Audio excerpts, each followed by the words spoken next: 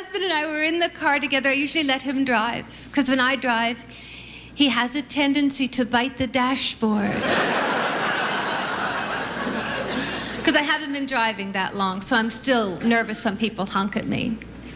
Unless I'm making a left turn, then I like it, because that's how I know it's time to turn.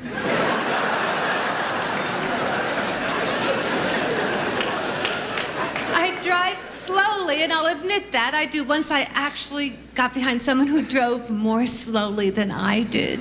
We began to back up.